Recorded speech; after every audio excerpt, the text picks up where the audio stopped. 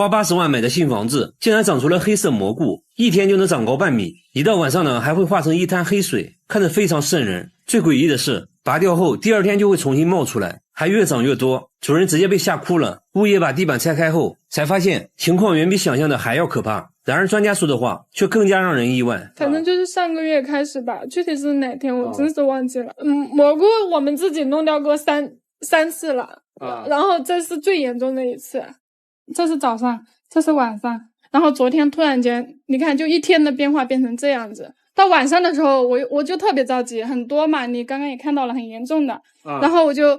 带着小孩，我就在家里，我也不知道怎么办，我就哭啊。长蘑菇的地方在卫生间的墙角，大概呢1个月前，墙角第一次长出蘑菇，当时他也没太在意，直接拔掉了。但是没过几天，这种长相古怪的蘑菇又再次冒了出来，而且呢蘑菇开始长得越来越多，直到最近的一次，一下子竟然长出了7、8朵，甚至呢其他地方也开始长蘑菇。卫生间的吊顶上尤其严重，蘑菇白天是白色的，一旦到了晚上就变黑，还流出黑色液体，看着实在诡异。他找来物业处理，物业把地板撬开后发现，地板下不仅异常的潮湿，而且黑黢黢的一片，研究了半天也没有找到具体原因。但可以确定的是，卫生间的防水没做好，有明显的渗水现象。接连4次长出蘑菇，还一次比一次多，自己住的实在不舒坦。王女士找到开发商要求退房，开发商呢却一口咬定是王女士自己的问题，死活呢就是不给退。实在没办法了，他找来节目组，现在最重要的是先确定这蘑菇有没有毒。于是呢，记者又找到了菌类专家。现在从图片上看呢，那么基本上可以确定它是这个墨子鬼撒在腐木上生长的。它生长速度非常快。那么一般情况下，一夜之间就可以变成像木枝一样流下来，变成一根枝叶的。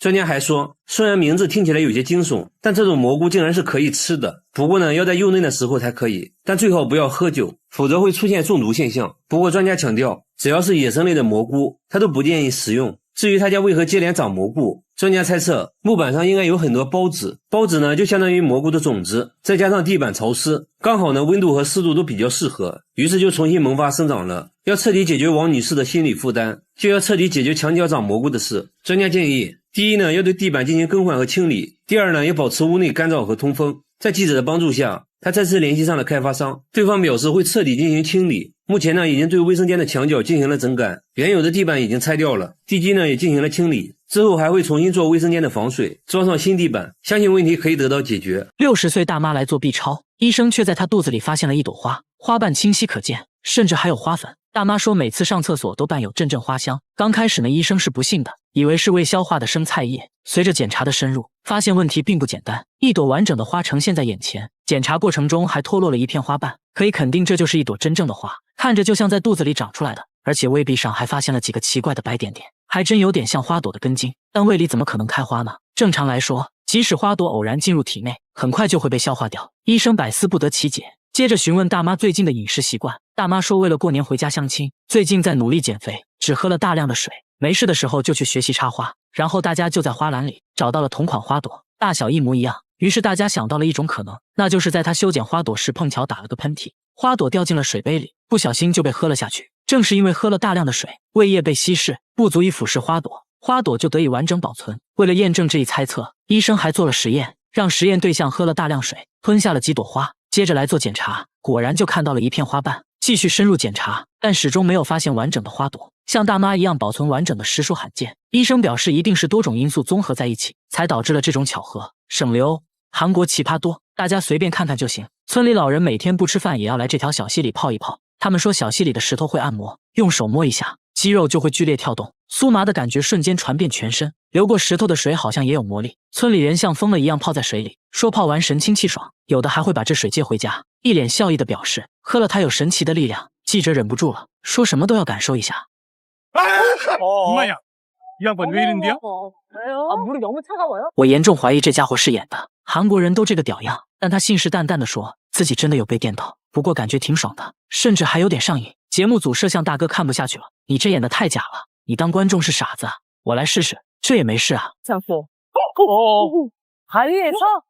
靠，摄像大哥表示自己真不是演的，这石头真的带电啊。接着他们摸了摸旁边的石头，没有任何感觉，整条小溪只有这块石头会让人产生酥麻的感觉，好像真的存在某种磁场和能量。节目组请来专家，专家也被电了一下。为了寻找答案，大家顺着溪流往上游走，发现了一间房子，看样子很久没住人了。刚想进去了解情况，却被门把手电了一下，用电笔一测，果然有电。看来这房子漏电了。拉下电闸后，神奇的事情出现了，那块石头不再让人产生酥麻的感觉。原因很明显了，这座房子漏电，电流传导到了石头上，所以才会让人产生酥麻的错觉。维修好了电路，石头也变成了普通的石头。没想到村民却很伤感，这么舒服的按摩以后再也享受不到了。你们真是造孽啊！他每天都要喝杯新鲜的冰红茶，起床就去厕所接，从一天喝1杯，直到后来的一天5杯，已经持续喝了2年。他说每天吃的东西不一样，红茶口感也不一样，有时候咸有时候甜，尤其喜欢上火的时候，焦黄的颜色让他沉醉。最急的人是他女儿，怕他喝死了，劝他少喝点。大姐反而变本加厉，觉得喝着不过瘾了，直接把黄色液体当牙膏用，说刷完的牙变得更白了，甚至还把液体当眼霜和爽肤水，头发上也能抹一抹。洗澡时把液体加在浴缸里，洗完容光焕发，还能用液体洗鼻子，据说能治疗鼻炎。那他到底为啥要喝黄色液体呢？原来2年前他得了癌症，医生说最多还能活几年，于是他决定放弃化疗，找到了这种治疗癌症的偏方，而且他还认为这种偏方很环保，可以循环利用。女儿劝他去医院检查一下，看看这黄色液体是否对癌症有效，如果真有效，那以后就尽情喝就是了。来到医院一检查，发现肿瘤扩散更快了，很明显这液体一点作用都没有，甚至还耽误了病情。医生建议立即手术切除肿瘤，这样才有可能缓解病情。大家千万不要模仿哦。这个村的老人每天不吃饭，也要来村口的池塘边蹲着，全都神色紧张地盯着池塘。有人还不停数着什么，因为最近村里发生了离奇失踪案，村口池塘里的金鱼神秘消失了，之前有50多只，现在只剩20多只了。幸存的金鱼也变得焦躁不安，老人们把这些金鱼视为村里吉祥物，现在吉祥物没了，他们觉得自己一点都不吉祥。村长召集全村人商议对策，必须要找到罪魁祸首，但现场没留下任何痕迹，找了半天才在一个角落发现了一些鱼鳞，有人认为是黑头鹳干的，之前就在池塘附近看到过它，还有人觉得是水獭或者海狸鼠，甚至还有说是水怪的，一定就藏在水下，建议把水抽干，看看到底是什么东西在作祟。大家越说越离谱，村长看不下去了，冷静分析了一番，认为凶手可能是通过沟渠进入池塘的。池塘边的围栏还发现了脚印，但看不出来是什么动物，安个监控看看吧。村长决定熬夜蹲守，也不知道这东西啥时候来。村长边吃边等，一直等到了凌晨3点，终于村长睡着了。但就在这时，池塘边上也有了动静，草丛中出现一个白色光点，只见他快速穿过围栏来到池塘，很快抓到了一条鱼。你觉得这玩意到底是个啥呢？大叔只是在家泡了一瓶人参酒，却引得植物专家纷纷上门参观，只因这瓶里的人参实在不一般，泡在酒里5年后竟然死而复生，长出了新芽，新芽已经长到了6厘米。人参是大叔自己挖到的，泡酒之前就把芽都剪掉了，现在还能看到修剪的痕迹。泡完的酒一直放在仓库里，至今已经5年了。万万没想到，这一泡竟然泡出了怪事，邻居都说这颗人参成精了，是千年不遇的宝贝，甚至有人出高价想买这瓶神酒，但都被大叔拒绝了。大叔对这瓶药酒百般呵护，说喝了这酒气色都变好了，但药酒厂老板却表示，泡在酒里的人参是不可能存活的，况且还是52度的高度酒，猜测可能是大叔泡酒前人参就已经发了芽。难道大叔说了谎？没办法了，大叔接着展示了当初泡酒的照片，照片上人参确实没有发芽，那人参是如何死而复生的呢？大家又找到专家，准备对人参进行解剖，取下一点在显微镜下观察。专家表示，在生物学的角度来说，其实人参早就死了，但死掉的东西怎么可能发芽呢？专家猜测，泡酒前人参可能就已经长出了芽苞，只是看不出来而已。而且人参表皮细胞非常坚硬，可以防止酒精短时间内渗透到里面，所以刚泡在酒里的人参还能存活一段时间，芽苞也能继续生长一个阶段，长到了6厘米的样子。随着酒精渗透，人参也就死掉了，最终就变成了这样子。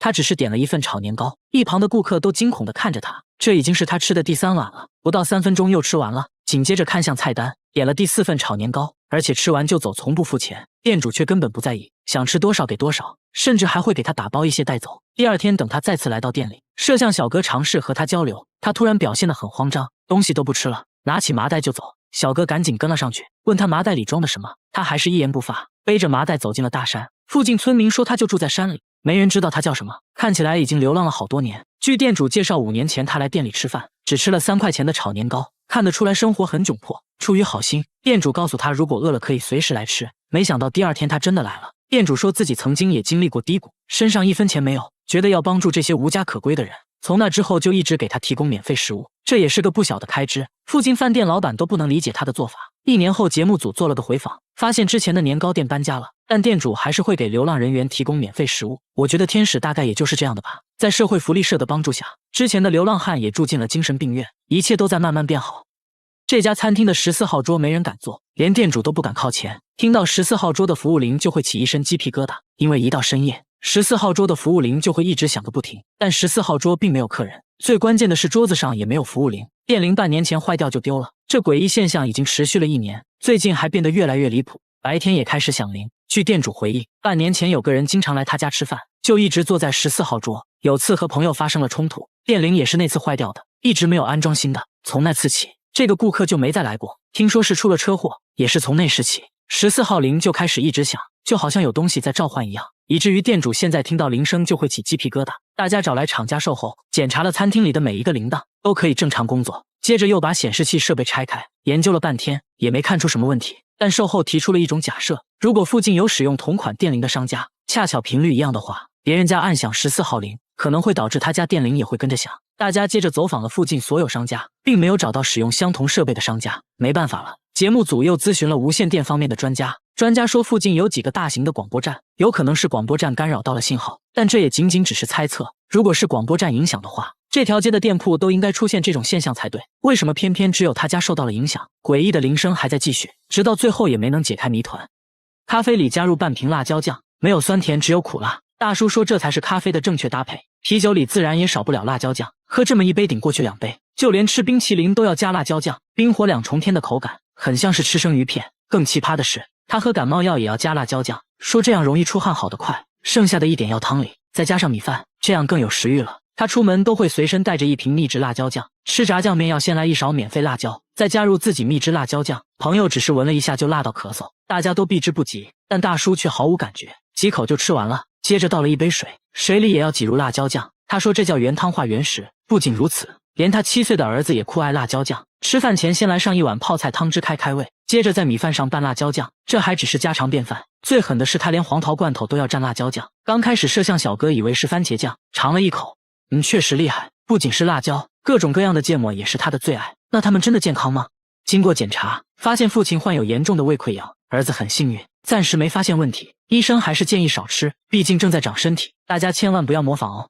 大叔随身带着2瓶风油精，没事就赶紧往眼睛上涂，边涂还边笑。家里到处都是风油精，产品说明上明确表示不能涂在眼睛周围，但大叔却根本不在意，专门往眼睛上抹。看电视的时候涂，开车的时候涂，半夜也要涂一次。最急的人是他老婆，怕他涂死了，而他却说自己根本就离不开风油精，现在反而变本加厉，觉得涂眼睛不过瘾了，直接用风油精洗脸，看样子也不错。洗完精神抖擞，旁边的大叔看得一脸懵，真的不疼吗？他决定试一试，结果刚涂完，大叔就直呼太酷辣。那他到底为啥要涂风油精呢？大叔说之前眼睛受伤了，看不清东西，偶然用了一次风油精，整个世界都清晰了。从那之后就离不开风油精了。医生说在风油精的刺激下，泪液分泌旺盛，使得眼睛异常湿润，这可能是帮他看清楚的原因，但风油精对眼睛有非常大的伤害。经过检查，大叔的眼角膜损伤严重，风油精还加重了病情，导致了角膜白斑，必须立即停止使用风油精。随后医生给大叔拿了专门治疗眼睛的药，所以说有病就要对症下药，要相信科学，大家千万不要模仿哦。大叔每天必须随身带一根木棍，时不时就要拿着木棍去厕所，不然就会生不如死。只见他不停地用木棍捅嗓子，导致呕吐不止，老伴满眼心疼，说严重的时候即使这样做也没用。这到底是在干啥呢？原来大叔饱受打嗝困扰，一天24小时不停打嗝，即使憋气憋到窒息都没有用，晚上都没办法睡觉，头发都掉光了，甚至还得了高血压。他尝试了很多方法，比如躺着喝水，一直口含柠檬，但都无济于事。去过很多医院，也没有找到具体原因。有时候实在忍不了了，他会拿出一根木棍捅到喉咙里催吐，这样会让他好受一些。大叔说这种情况是6年前开始的，当时母亲刚去世，对他打击很大，甚至患上了抑郁症，打嗝从那时就莫名其妙的开始了。为了帮助他，大家带他来到了大医院，经过内窥镜仔细检查，除了有一点胃炎外，看起来确实没什么问题。然后又推他去照 CT， 片子看了半天，终于发现了问题，脑膜中有一部分变得很大，压迫到了神经，继而刺激到了横膈膜，使得横膈膜异常收缩，导致不断打嗝。变大的这一部分，医生猜测可能是良性肿瘤之类的，有一种药可以抑制它的生长，大叔的病是可以治好的。听到这个消息，大叔激动地哭了起来。1个月后，他向节目组打来电话，说自己已经6天没有打嗝了，精神面貌也远超过去，成了一个正常人。他只是张张嘴，就把所有人吓到花容失色，因为他天生就有个长舌头，足足有10厘米，和朋友一对比，感觉比别人长1倍，舌头可以轻轻松松舔到鼻子，酸奶都比别人吃得快，不借助任何工具，杯底被舔得干干净净，狗见了都流泪。之所以有这么长的舌头呢，一方面是遗传，另一方面是经过他长期训练，舌头附近的肌肉很发达，能很好的控制舌头。经过测量，足足有10厘米，确实挺奇葩的。比他更夸张的是下面这位大姐，她全身没有骨头，把手固定在凳子上，她可以围着凳子转圈，正常人手臂只能转200度左右，她却能轻轻松松转360度，用圆规画圆也能一气呵成。不论是弹钢琴还是开车，一只手都游刃有余，然而他身体其他部位却非常僵硬，脚踝能转动的幅度很小，把腿绷直，双手也够不到地面。他觉得是因为自己手臂没有关节，所以才能旋转360度，这怎么可能呢？来医院一查，关节还是有的，只不过他的肩关节和肘关节活动范围比正常人大，所以才能进行360度旋转。一群男顾客看到服务员大姐就齐刷刷的摸肚子，他们并没有恶意，只是想看大姐身体的奇葩反应。她只要看到别人摸肚子就会打嗝，电视上有人摸肚子，她也会止不住的打嗝，然而摸自己肚子却没有任何反应，大家都觉得她是演的。当着她的面摸了下肚子，大姐看到果然就打起了嗝，这给她的工作带来了很多困扰。她在餐厅工作，顾客酒足饭饱后都会摸一下肚子，这使得她打嗝不断，有一次还吐到了锅里，顾客一下子都不饿了。后来顾客都知道了她这种怪癖，还开玩笑似的当她面摸肚子。关键大姐吃得很健康，也不喜欢喝可乐之类的气泡水，去过很多医院都没有查出任何毛病，她还尝试每天吃消化药，也没有任何改善。大家带她来到大医院进行了更彻底的检查，还是没有发现任何问题，那现在8成就是心理问题了。经过长时间的沟通，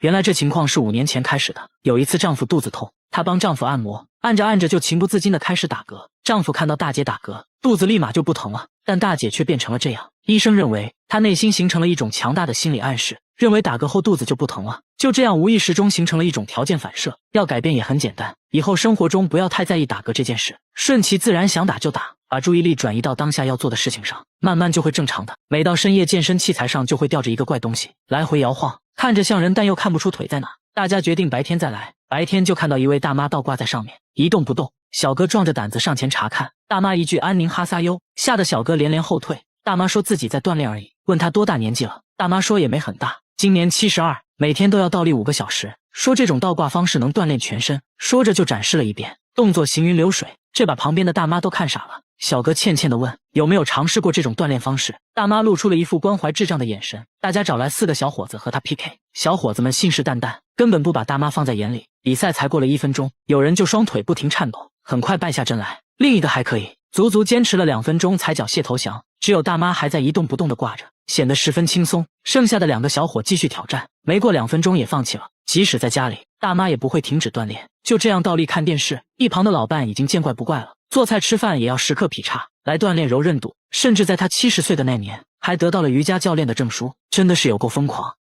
他的眼睛会喷水，倒上一杯汽水直接用鼻子喝，喝完捏住鼻子掰开眼皮，只听吱的一声，一道细水柱从眼角喷了出来，喷出了2米远，足足持续了5分钟。这还没完，他又拿出一个气球塞进耳朵，捏住鼻子后，气球竟然一点点的变大，耳朵直接成了打气筒，不一会就把气球吹爆了。接下来他又表演了其他几个绝活，都是在眼睛射水基础上延伸出来的。他说做这些就是为了好玩。之前看了一个狗血韩剧，非常感人，但很奇怪，看着看着家里的天花板突然开始漏水，但外面并没有下雨啊。原来不是天花板漏水，是自己的眼泪喷出来了。这才知道自己还有这种绝技。从此他开始不断挑战自己，从刚开始喷得很短，慢慢到现在能喷2米远。现在他还要做个更大的挑战，用眼睛喷水灭蜡烛。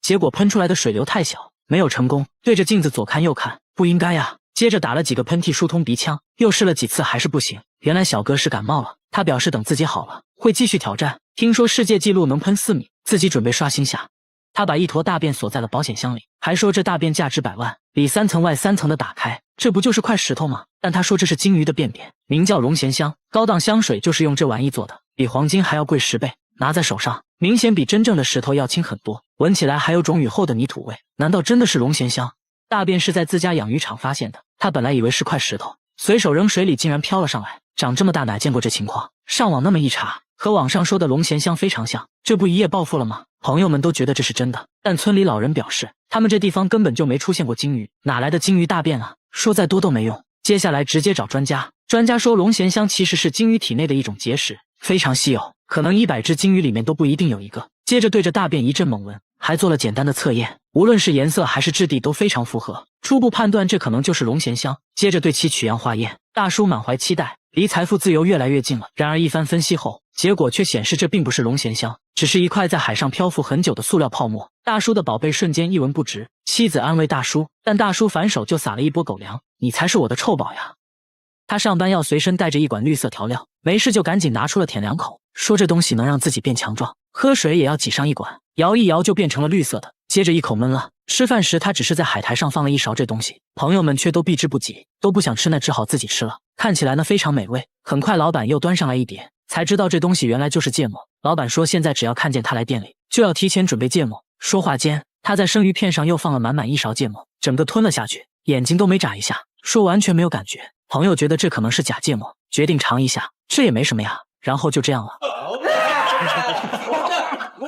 喝汤的自然也少不了芥末，那小魏挠一下就上来了，米饭也要来上满满1管，再加点配菜，一份绿油油的芥末拌饭就做好了，吃的那叫一个干净，狗见了都流泪。再后来呢，他吃的越来越离谱，直接在生肉上面抹芥末，说口感就好像冰淇淋一样。朋友听说他喜欢吃生肉，还特意准备了生鸡肉，大叔也不客气，挤上芥末，直接送入口中。大叔该不会是有什么大病吧？果然，医生说他的嗅觉功能比普通人低 20%， 所以他对于辛辣不敏感，而且还发现他有严重的胃溃疡，再吃下去的话，就只能准备吃血了。大家千万不要模仿哦。大姐是吃鲱鱼罐头长大的，什么臭她就吃什么。她尝试过吃屎，但是不喜欢啊，因为不够臭。臭豆腐只能算是小甜点。下水道的气味对她来说，那就是新鲜空气。和朋友聚餐，朋友想要挑战一下，夹起一块鲱鱼，刚放进嘴里就止不住的呕吐，她却什么都感觉不到。不一会儿，自己就干完了一盘鲱鱼。大姐现在最爱吃的却是鳐鱼，因为鳐鱼比鲱鱼还臭10倍。节目组邀请了几位鳐鱼爱好者来到鳐鱼发酵车间，门一打开，一股比下水道还要臭100倍的味道袭来，怎么给你形容呢？狗闻了都嫌臭，熏得眼睛都睁不开。其他人纷纷败下阵来，大姐却直接贴着鳐鱼闻了起来，越闻越上头，好想吃一口。不仅如此，大姐生活中也是处处重口味，做菜要加5勺盐，半斤辣椒面，这样吃起来才有滋有味。那她为什么会这样？她却说其实自己闻不到任何气味，冰箱里的食物坏没坏，自己也无法从气味中分辨，只能尝了才能确定是否过期。因为闻不到任何气味，也让她暴露在危险中，天然气泄漏自己也毫无察觉，食物烧焦了也不知道。节目组带她来医院检查，一番检查过后，医生说她的嗅觉功能已经完全丧失了，味觉也在退化，这种情况是没办法治疗的。不过闻不到气味并不完全是坏事，大姐是养老院护工，平时的工作就是帮老人换尿布之类的，因为闻不到气味，所以工作起来很轻松，自己也很喜欢这份工作，把缺陷变成优势，大姐还是很值得我们学习的。但是要说吃的奇葩，下面这个小伙表示不服，他一吃东西就会流泪，并不是辣哭的，就算吃米饭也会止不住的掉眼泪，而且只有左眼会流泪，吃饱以后就不会流泪了。而当他看电影被感动了，就换成右眼流泪了，2只眼睛分工明确，就很神奇。妈妈说他出生的时候就这样，只有1只眼睛流泪，还给节目组看了照片，但照片上明明2个眼睛都在流泪啊。妈妈说是因为他手里还拿着零食呢，正好凑齐了一对。他说吃不同食物流泪的程度也不一样，好吃的流泪多，口味一般的只会掉2滴意识一下，所以公司聚餐都会让他先吃，看泪水大小判断食物美味程度。妙啊，这种特殊技能对工作也有一些影响。他是一位歌手，在外演出化好妆后就不能吃东西了，调皮的同伴强塞给他一粒爆米花，没一会儿眼泪就掉下来了。节目组带他来医院做了全面检查，医生说很可能是神经末梢问题，接着又对眼睛做了测试，医生说这种病叫鳄鱼的眼泪，是由于唾液神经和泪腺交织在了一起，吃东西流的泪应该是唾液，只是有点恶心而已，并不会对身体造成任何伤害。最后小哥也说不是什么大病我就放心了，以后准备去演戏，会把缺陷变成优势，哭戏一定会演得很好。好了，我是岳贝，关注我，每天一个迷惑行为大。这是一种比鲱鱼罐头还要臭的食物，一般人闻一下就会吐，他们呢却爱到不行，平时都舍不得吃，只有招待客人的时候才会拿出来。记者尝了一口，反应非常真实。这种食物呢就是蓝纹奶酪，蓝纹奶酪。这家意大利工厂仍然使用古法制作，能动手的尽量手动完成。每天早上农场都会送来新鲜牛奶，一开始呢就要把凝乳酶和霉菌加入牛奶中，大约20分钟内牛奶就会变成凝乳，看起来呢像一个巨大的豆腐脑。工人用特制的工具把它分割成小块，接着呢把这些切好的小块装进圆形模具中，每个桶上都有编号，这相当于它的身份证号。接着把模具放置在温暖潮湿的环境中，每个模具每天都要来回翻转4次，来帮助凝乳沉淀。静置1夜后，奶酪成型，开始腌制。机器会在奶酪表面均匀撒上一层盐，随后呢再次送入储藏室。储藏室里温暖潮湿，这有利于奶酪中的霉菌活动。质检员会随机检查发酵情况，一般经过3天左右，就需要把它们转移到冷藏室中。在这里，每一块奶酪都要被扎上百针，这是为了让氧气进入奶酪内部，使其长出标志性的蓝色纹理。时间是制作这道美食的关键。根据口感的不同，奶酪要在冷藏室待上2到3个月，直到表面发霉变臭。质检员把洛阳铲插入奶酪，轻轻转动就可以把内部的奶酪带出来，通过气味和口感来判断奶酪是否发酵完成。2个月的蓝纹奶酪还比较柔软，味道呢类似3天没洗的臭袜子，一般人都比较容易接受。放置3个月的奶酪就已经变得很硬了，内部的蓝色纹理清晰可见，味道呢也臭得很正宗。记者忍不住尝了尝，成熟的蓝纹奶酪是高档餐厅必不可少的美食，吃面的时候来上一点，臭烘的得劲儿。这是一种用脚踩出来的酒，好不好喝全凭脚法。这个印度家庭作坊仍然使用古法酿酒工艺，生产过程呢一言难尽，竟然还需要蚂蚁的帮助。这种酒呢就是腰果酒，也叫芬妮酒，不是很干净，但是很香。每到腰果成熟的季节，他们每天都会去捡掉落的腰果，收集完成后需要一个个的取出种子。这种生腰果可以卖给工厂进行烘烤加工，就成了我们平时吃到的干果。剩下的果肉呢就用来制作腰果酒。第一步榨汁，这是个体力活，需要家庭中的男性完成。大叔穿上裹满泥浆的靴子，站在里面就是一顿猛踩，看似杂乱无章，其实是他的独特脚法。他的脚步又快又密，保证每一颗腰果都能充分享受到足底按摩。雨靴上的泥巴很快就被果汁洗得干干净净，就这样一搅一搅，果汁混合的泥水以及汗水流进了容器里。之前他们也尝试过用其他方式榨汁，但最终发现还是用脚踩的好喝。其实呢现在好多了，之前都是光脚踩，据说呢会有一种独特的风味。为了尽可能的榨干果汁，他们还会把果肉堆积在一起，用绳子绑起来，然后在上面压上几块石头，就这样静置1夜，挤出最后一滴果汁。剩余的果肉残渣就会拿去喂牛。收集到的果汁要先用纱布过滤一遍，去掉大块的果肉杂质，然后呢将果汁静置发酵2-3天，直到发黄冒泡。接着呢就到了最重要的一步，蒸馏。把发酵好的果汁倒入锅中，锅上面再套上一个桶，随后呢用泥巴封口。这些泥巴也不是普通的泥巴，而是来自附近的蚂蚁窝。这些泥土呢粘度大，有很好的密封性。接下来就是加热蒸馏，这一罐大约要持续加热8个小时。蒸汽通过管道进入装满水的水箱，冷却后的蒸汽就成了酒。不过现在的酒精含量还比较低，他们会将其重新倒入锅中，然后再蒸馏7个小时。就这样经过多次蒸馏，就得到了腰果酒。腰果酒的酒精含量大约在 40% 左右。他们还会通过观察酒花来判断腰果酒的品质，如果气泡很大并且可以快速散开，就说明这次酿制的非常成功。这种酒呢在印度十分受欢迎，他们认为只有这种用脚踩出来的酒才是最好喝的，干净又卫生啊。大叔每次开车必须要带上1包白色粉末，等红绿灯就赶紧拿出来舔2口，说这东西能救命。吃饭时大叔只是喝了1碗汤，所有人都不可思议地看着他，因为他往汤里加了满满1勺的白色粉末，米饭上也加了2勺，吃得津津有味。酒足饭饱喝点水，水里竟然也加了1勺。话说这到底是啥味道呢？大叔表示非常美味，同事决定尝一下，一口下去差点被送走，才知道这粉末原来是味精。同事觉得他有病，怎么会有人喜欢喝味精水呢？大叔一脸傲娇说那是38年前的一个夜晚，自己喝醉后原本想去厨房弄一杯糖水，结果迷迷糊糊中错把味精当成了白糖，没想到却打开了味觉新世界，彻底爱上了这种味道，每天都要吃200克，38年来一共吃掉2774公斤。大叔说自己不仅没事，反而还更有精神了，味精甚至还救了自己的命。此话怎讲？原来他患有一种叫做布尔格氏的罕见疾病，为了控制病情，他不得不截肢了手指。很多得这个病的人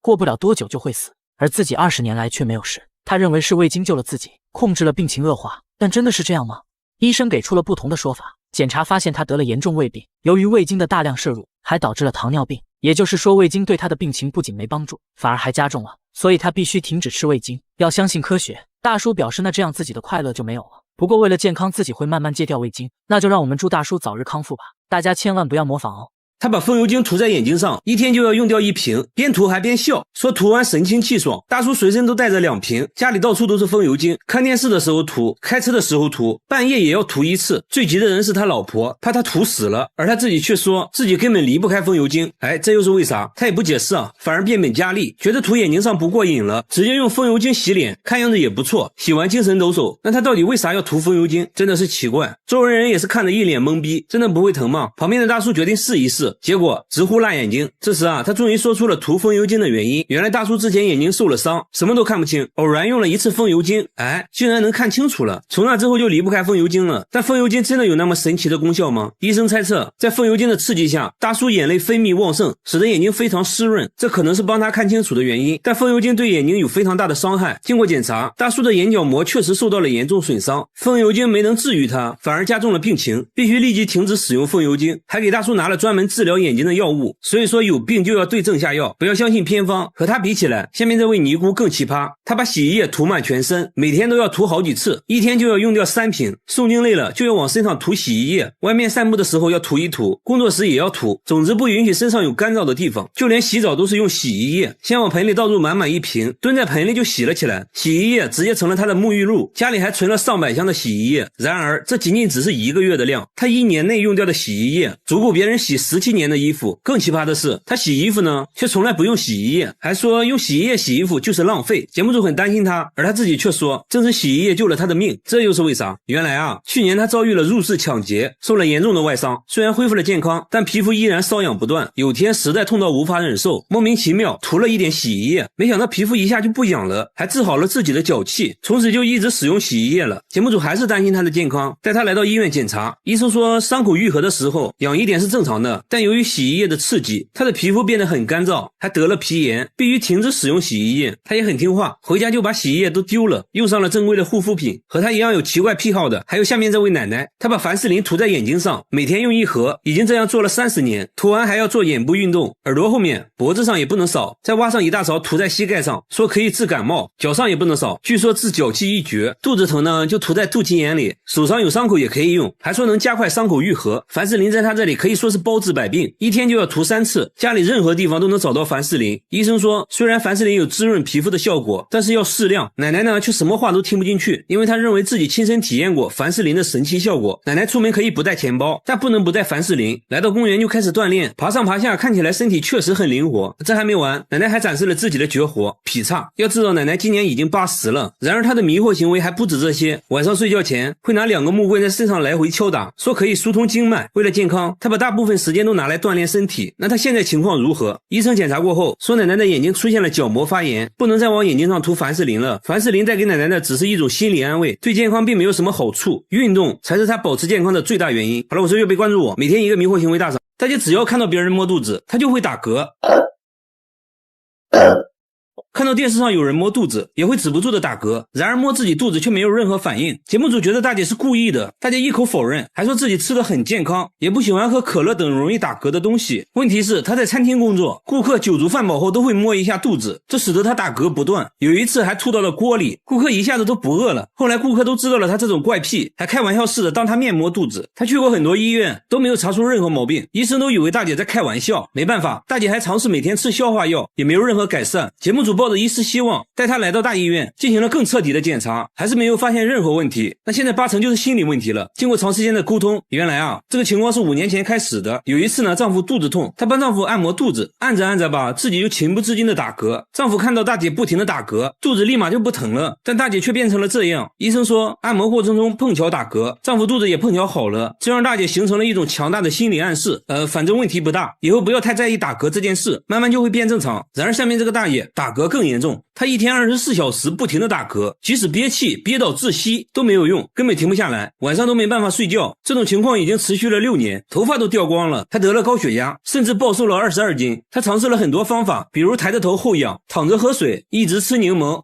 都无济于事。有时候实在忍不了了，她会拿出一根木棍捅到喉咙里催吐，这样会让她好受一些。去过很多医院也没有找到具体原因。大叔说这种情况是6年前开始的，当时母亲刚去世，自己受到了很大打击，甚至患上了抑郁症，打嗝就从那时开始了。为了帮助他，大家带他来到大医院，经过内窥镜仔细检查，除了有一点胃炎外，看起来确实没什么问题。然后又推他去照 CT， 片子呢看了半天，终于发现了问题，脑膜中有一部分变得很大，压迫到了中枢神经，进而刺激到了横膈膜，才使得横膈膜异常收缩，导致不断打嗝。变大的这一部分，医生猜测可能是肿瘤之类的，但应该是良性的，有一种药物可以抑制它的生长，大叔的病是可以治好的。听到这个消息，大叔激动的哭了起来。1个月后，大叔向节目组打来电话，说自己已经6天没有打嗝了，解决了大叔的问题。下面这个大叔又遇到了同样的问题，大叔一天要喝20瓶可乐，一口气就能干1瓶，家里摆满了各种可乐。然而喝可乐的原因竟然是为了治疗打嗝。大叔饱受打嗝困扰8年了，随时随地都会打嗝，一旦开始就不会停止，必须要喝可乐打嗝才会停止，但过不了多长时间又会重新打嗝，他必须不停地喝可乐，就连吃饭都没办法正常吞咽，刚吃2口就要去厕所吐掉，营养不良，暴瘦了几十斤。大叔尝试了很多方法，妻子会趁他不注意猛拍后背，捏鼻子憋气，还尝试过喝醋，一番测试下来，结果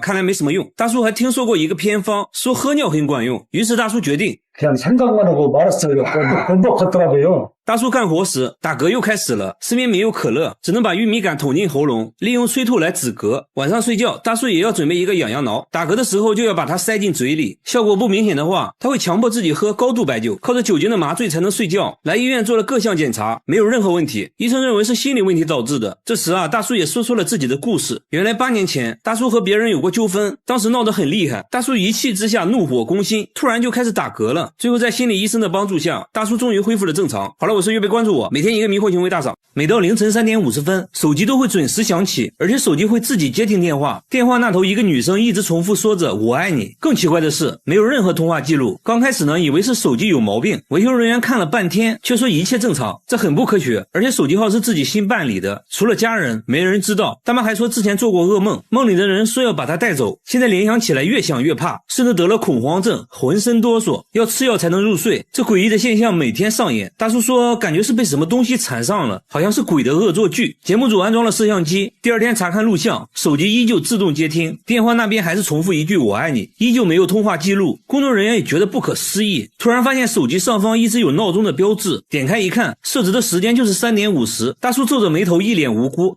我不记得定过闹钟啊，但就算是闹钟的声音也不应该是女生啊。工作人员点开闹钟铃声一听，就是一直重复我爱你的女生语音，而且是录制的通话声音。工作人员认为这声音就是大叔和妻子通话时录下来的，声音就是妻子的，因为录制的声音会发生变化，所以没有听出来，一切都是误操作而已。下面小哥也遇到了类似的情况，每次经过这个天桥，他的车就会无缘无故的鸣笛，双手根本没按喇叭，来回多次验证，每一次都鸣笛。晚上经过这里，喇叭声音还变得更大，然而其他车辆并没有出现这种现象，这种情况只发生在小哥身上，这让他感到害怕。有人说之前一对小情侣在天桥上吵架，男的错手把女的推下了天桥，正好被一辆卡车撞到，当场死亡，撞人的就是这种货车。听完这句话，小哥当场就快吓尿了，他的货车就是刚买的2手车，买的时候很便宜，他还以为捡了个大漏，该不会撞死人的车就是这一辆吧。没办法，节目组找来专家认为是喇叭本身问题，换上了一套全新原厂喇叭后，再次开车经过这里，喇叭还是响了起来。这就很奇怪了，他现在非常尴尬，前面堵车，正好停在天桥下面，喇叭一直响个不停，别人都以为他是傻子。专家又研究了半天，发现喇叭开关很灵敏，一些细微的电信号都会导致喇叭电路接通，初步推测可能是附近无线电干扰导致的。而且发现天桥上有类似避雷针的无线电装置，用专业仪器测量，果然发现了很强的无线电信号，也就是这个信号导致了汽车鸣笛。那现在要做的就很简单了，改装整个喇叭系统就好了，解决了小哥的问题。下面这个大叔的车又遇到了新问题，每次开车经过这个收费站，导航就会离奇失灵，触屏一点反应没有，但是经过其他收费站却一切正常，而且在对向车道经过这个收费站，导航工作很正常。大叔说回老家都是走这个高速，每次都会出现这种情况，持续了好几年，好像有什么东西试图阻止他上高速。而且据他了解，这个收费站之前就是一片墓地越想越害怕，那会不会是这个车型的设计缺陷？节目组找来同款车型测试，开车经过这个收费站一切正常，专家猜测可能是收费站的无线电信号干扰到了导航，随后用设备检查附近的无线电信号，没有任何发现，接着检查了导航，也没有任何问题。经过了解，大叔每次过收费站后都是直接右转，专家决定这次在经过收费站后选择直行的方向，看看有什么反应。没想到直行后导航正常了。这时专家看到远处的指示牌，瞬间恍然大悟，直接让大叔升级导航系统，系统更新完再次经过收费站，果然就正常了。专家这时也给出了解释，原来导航没升级之前只能识别25个字，然而要去的地方路标指示牌上超过了25个字，导致导航无法识别，崩溃了。好了，我是岳贝，关注我，每天一个迷惑行为大赏。他把鞋油涂在脸上，连续10年，每天都要涂一盒，10年来没洗过脸。脸，除了眼睛和嘴巴，脸上都被厚厚的鞋油覆盖，鞋油干裂后令他疼痛难忍。即使这样，他依旧每天涂抹鞋油，从一天涂抹一次，直到后来的一天涂一盒，边涂还边笑。问他为什么要这样，他就什么都不说，紧张的环顾四周，焦急的等待着什么，又好像在躲避着什么。随后跟着一个女人来到衣服回收箱找衣服，说女人是他姐姐，询问姐姐情况，姐姐却越来越激动，看着不太聪明的样子。晚上他们就随便找个凳子睡觉，此时温度零下4度，节目组想要帮助他，却被拒绝了。节目组带他们来到派出所，想确定一下他们的身份，根据指纹找到了他的家庭信息。节目组决定带他们回家，刚上车，一听说要回家，姐姐立马暴躁的哭了起来，还让节目组赶紧放她走。没办法，只好原路返回。随后姐弟俩坐上地铁，消失在了镜头里。节目组单独去拜访了他家里，父亲说他俩智力有缺陷，经常离家出走，曾经多次阻止也无济于事。为了寻找他们，父亲到处张贴寻人启事，一直没有回音，还以为姐弟俩已经遭遇不测了。节目组想要帮他们团聚，在车站找了好几天，终于找到了姐弟俩。至于为啥不愿意回家，姐姐还是没有说。节目组给他们提供了一个住的地方，经过长时间的劝说，他决定洗脸了。鞋油成块的掉落，整整洗了3个小时，终于清洗干净，这样看着正常多了。跟心理医生交流后才知道，之前有人在地铁看到智力缺陷的他，就无缘无故的开始殴打，往他脸上涂鞋油，还警告他如果不想挨打就要一直涂鞋油。慢慢的，为了保护自己，他就开始主动往脸上涂鞋油。这时姐姐也说出了离家出走的真正原因，原来姐弟俩还有一个哥哥，哥哥脾气暴躁，经常对他们拳打脚踢，两人天真的以为只要哥哥看不到他们就不会挨打了，才会不断的离家出走。经过长时间的心理咨询，姐弟俩终于放下心理包袱，同意回家，一家人终于团聚了，还表示以后不会再离家出走了。